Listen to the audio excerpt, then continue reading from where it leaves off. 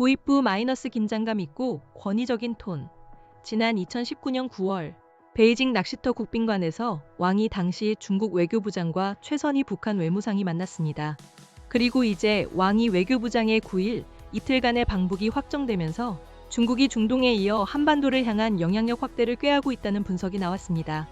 특히 도널드 트럼프 미국 대통령의 방중을 앞둔 시점이라는 점에서 이번 방북은 한반도 문제에 대한 사전 조율을 위한 전략적 움직임이라는 관측이 제기되며 주목받고 있습니다. 본론 1- 사실 전달 및 배경 설명.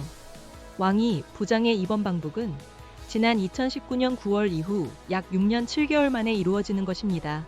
이는 북한과 중국이 철도 및 항공 운항을 재개한 지 약 한 달여 만에 이루어지는 것으로 양국 관계의 새로운 국면을 예고하고 있습니다.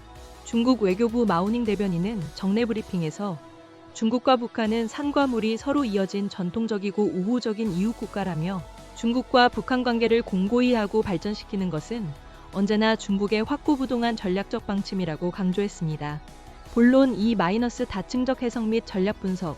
6주간 이어진 미국과 이란 간의 긴장이 잠시 숨고르기에 들어간 직후 발표된 왕이 부장의 방북 소식은 다양한 목적을 겨냥한 것으로 풀이됩니다. 우선 마오닝 대변인의 발언은 북한과의 관계를 더욱 돈독히 하겠다는 의지로 해석됩니다. 특히 북한의 최대 명절인 태양절을 불과 일주일 앞두고 이뤄지는 이번 방북은 기본적으로는 양국의 전통적 우호 관계를 재확인하는 자리가 될 것으로 전망됩니다.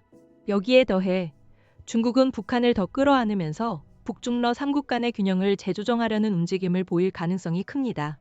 2020년 코로나19 사태 이후 그리고 러시아 우크라이나 전쟁을 계기로 북한은 중국보다 러시아에 더욱 밀착하는 모습을 보여왔습니다.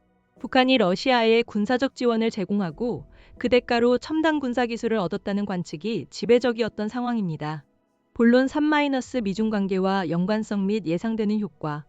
도널드 트럼프 미국 대통령의 방중을 한 달여 앞두고 이번 방북이 이루어진다는 점은 미중 정상회담에서 한반도 의제가 중요하게 다뤄질 개연성을 높입니다. 만약 그렇다면 왕이 부장의 방북은 한반도 문제에 대한 사전 조율에 방점이 찍힐 가능성이 큽니다. 중국의 대북 영향력이 강화된다면 이는 미중 정상회담에서 북한 문제를 다루는 데 있어 중국의 발언권을 높이는 효과를 가져올 수 있습니다. 또한 중국은 경제동맹을 지렛대로 이란을 관리해왔듯이 최근 탄도미사일 발사를 이어가는 북한을 적정선에서 관리할 필요성을 느끼고 있을 것입니다. 블룸버그 통신은 한반도에서의 추가적인 긴장 고조를 막으려는 중국의 계산이 깔려있다고 보도했습니다. 결론 예상되는 경제적 반대급부 및 향후 전망. 이러한 관리를 위해 중국은 북한에게 경제적 이득이라는 반대급부를 제시할 수 있습니다. 북한은 항공 및 철도 운항 재개 이후 무역, 관광, 물류 협력 확대 등 후속 조치를 기대하고 있습니다. 특히 이번 방북을 계기로 중단되었던 중국인 단체 관광이 재추진될 수 있을지가 최대 관심사로 떠오르고 있습니다. 마무리 간결하고 권위적인 톤. 왕이 외교부장의 방북은 한반도를 둘러싼 동북아 정세에 중요한 변곡점이 될 것으로 보입니다. 향후 관련 소식 계속해서 전해드리겠습니다.